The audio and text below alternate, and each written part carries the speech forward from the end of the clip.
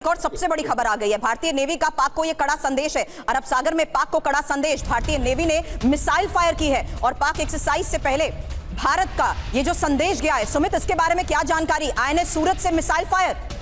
देखिए बिल्कुल, और ये इसलिए क्योंकि लगातार भारत भी आईएनएस सूरत की बात कर लीजिए या फिर आप कह सकते हैं कि दूसरे शिप्स की बात कर लीजिए, लगातार भारत अपने नेवल अपने जो रूटीन प्रैक्टिस है वो कर रहा है। लेकिन ये संदेश है शायद पाकिस्तान को, और शायद पाकिस्तान इसलिए ही डरा हुआ है कि उसने करीबन इमीडिएट इफेक्ट से नोटम इशू कर दिया। जरा समझाइएगा दर्शकों के लिए एक बार कि किस तरीके से ये ड्रिल्स की जाती हैं और किस तरीके से फिलहाल ये संदेश जा रहा है। देखिए ये सारी ड्रिल्स जो हैं वो खासतौर पे जो आप देखें कि आईएनएस सूरत जो डिस्ट्रॉयर्स हैं, डिस्ट्रॉयर्स यानी लगातार जो बड़े कार्रवाई के अंदर इसमें इस्तेमाल की जाती है, और सरफेस टू एयर मिसाइल का इस्तेमाल किया गया है खासतौर पर, और 70 किलोमीटर की इनकी रेंज होती है। और ये इसलिए किया जाता है कि अगर आपको लगता है कि कोई ऑब्जेक्ट आपकी तरफ आ रहा है या फिर आपने किसी एयर ऑब्जेक्ट पर टारगेट करना, तो इस मिसाइल का इस्तेमाल किया जाता है। अभी महत्वपूर्ण यह है कि भारत ने अपनी तीनों सेनाओं को, आप कह सकते हैं कि ना सिर्फ आर्मी को, एयरफोर्स को, बल्कि नेवी को पूरी तरीके से तैयार मोड में कर रखा है, रेडी मोड में कर रखा है, और अलर्ट जारी। और यही वजह है कि रेडीनेस के चलते पाकिस्तान की बौखलाहट ज्यादा बढ़ती जा रही है। और ये तस्वीरें इसलिए भी क्योंकि भारत ये दिखाना चाहता है कि भारत को अगर कुछ करना होगा तो पाकिस्तान के अंदर आने की जरूरत नहीं। भारत अब इतना कैपेबल है कि आपको वहीं से अटैक कर सकता है और आपको वहीं से जवाब दे सकता है। और शायद ये उसी की एक झलक है, ये दिखाने के लिए पाकिस्तान को कि जो आपने किया उसका जवाब आपको मिलेगा। और मैं आपको फिर कह रहा हूं कि मल्टी डायमेंशनल आपको जवाब मिलेगा, कई जगहों से जवाब मिलेगा, और ऐसा जवाब मिलेगा जो प्रधानमंत्री मुझे लगता है जो इन्फॉर्मेशन आपने दी है डॉक्टर हामिद साहब ने सुन लियो। हामिद साहब सुन रहे हैं? अरब सागर में पाक को किस तरीके से फिलहाल इस संदेश की शुरुआत हो चुकी है? आपको 65 में द्वारका की मार याद है, जो पाकिस्तान नेवी ने आपको हराया था द्वारका में? आपको 65 में याद है हमने भारतीय नेवी के साथ क्या हाल किया था? सर आपको 2019 याद है? चलिए आपने बात का तो जवाब देना नहीं है, आपने बात का जवाब तो देना नहीं है। आपको 2019 याद है? आपको याद है कैसे जनसभा में पीएम ने कह दिया था कि किस तरीके से क्या हुआ था?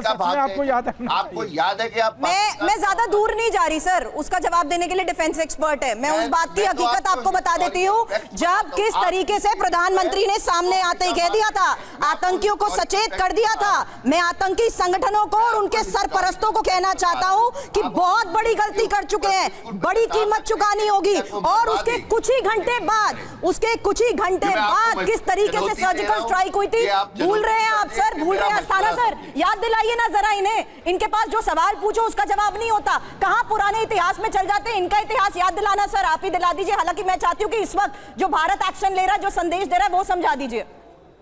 देखिए, अगली बात की औकात नहीं है कि इनको मैसेज दिया जाए। भारत के प्रधानमंत्री ने जो मैसेज दिया है वो पूरे वर्ल्ड को दिया है, और इंग्लिश में उन्होंने इसीलिए बोला है ताकि पूरे वर्ल्ड को ये पता चल जाए कि अभी जब हम एक्शन लेने वाले हैं।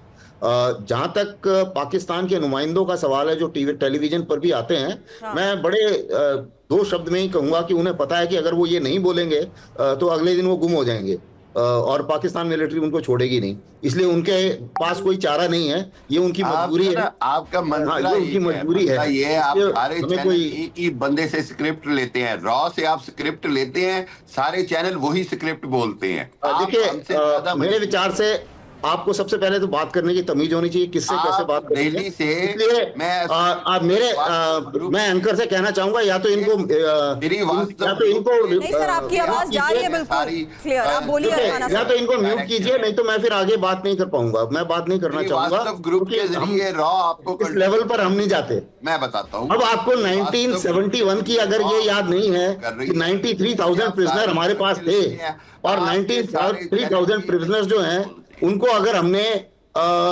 एक मेहरबानी करके बांग्लादेशी लोगों से बचाया था और उनको बचा के आपको वापस किया था, अगर हम उस समय एक बार आपके ऊपर जोर डालते कि ये साइन करो, आप हर चीज साइन कर देते। लेकिन उस टाइम में सिर्फ ये एक ख्याल आया कि नहीं चलो कल पाकिस्तान को इतना भी नहीं मारना चाहिए जितना उम्मीद है। अब मुझे लगता है कि वक्त आ गया है कि आपको याद दिलाने का। हम बात से याद नहीं दिलाएंगे, हम आपको वैसे याद दिलाएंगे, क्योंकि अगर आप हिंदुस्तान ने एक बार आपके 2 टुकड़े करे हैं, 2 टुकड़े अगर करे हैं, 2 टुकड़े के बाद में 4-5 भी हो सकते हैं, महाज याद है, और 4-5 भी अभी टुकड़े होने की बातचीत है। और अभी ये जो प्लान है, और अब हम जो आगे कार्रवाई करेंगे, आपको झंडा याद है, आपको दवा आप उल्टी गिनती शुरू कर दीजिए। कार्रवाई करेंगे, कार्रवाई तो करने की शुरुआत हो चुकी है। योगेश सर आप भी ज्वाइन करिए। और भारत अभी के आप कूटनीतिक उल्टी स्ट्राइक गिनती के शुरू बाद कर दीजिए। जाहिर सी बात है डर तो और बढ़ ही गया है। टुकड़े होने योगेश शुरू हो सर। जाएंगे कुछ ही समय में। और ये बात भी सही है कि हमारा टारगेट बिल्कुल क्लियर है। आसिफ मुनीर ने कुछ बोला है, जो उसने बोला है वो उसने किया है। और पाकिस्तान आर्मी फाउंटेन हेड है इस मिलिट्री का, और हमारे दिमाग में कोई डाउट नहीं है कि जो बिल्कुल Asthana sir, farmer ambassador Yogesh sir भी हमारे नहीं है। साथ है। Yogesh sir please join in, क्योंकि कूटनीतिक स्ट्राइक के बाद जाहिर सी बात है डर और ज्यादा बढ़ ही चुका है। ये पाकिस्तान के नुमाइंदे को हम यही कहना चाहते हैं कि जो आतंकी लोग इसमें शामिल हैं और जिन लोगों ने ये सब ऑपरेशन कराया है उनको आप हमारे हवाले कर दीजिए, वरना आप लोगों का वो बुरा हाल होने वाला है कि जिसका आप सोच नहीं सकते।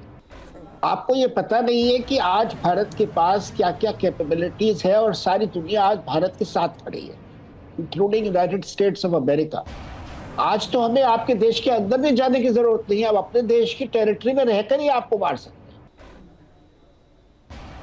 मैं तो कह रहा हूँ आप ये शौक पूरा कर लें, आपको मार पड़ेगी। 1965 और हिस्ट्री भूल जाइए, आज के दौर में आ जाइए कि आपके पास तो पेट्रोल के पैसे भी नहीं है हवाई जहाज में तेल भरवाने के।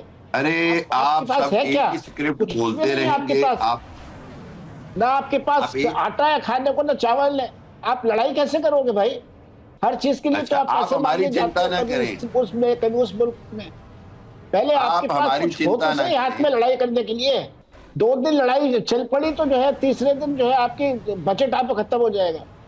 अरे आप हमारी चिंता लड़ाई ना कैसे करें, करोगे? आप आए, हम आपको एक बार फिर उसी तरह मार गिराएंगे जैसे अभी अभिनंदन को मार गिराया था। हम उसी ये तरह देखकर आपको सर मार आपकी गिराएंगे। हकीकत बता देते हैं, आगे भाव विवाद नहीं कर रहे हैं। आपको अपनी आवाम की चिंता नहीं हुई आज तक, आप अपनी ग्राउंड रियलिटी नहीं देख पा रहे। फिलहाल भारत की कूटनीतिक स्ट्राइक किस तरीके से आप पर भारी पड़ी है।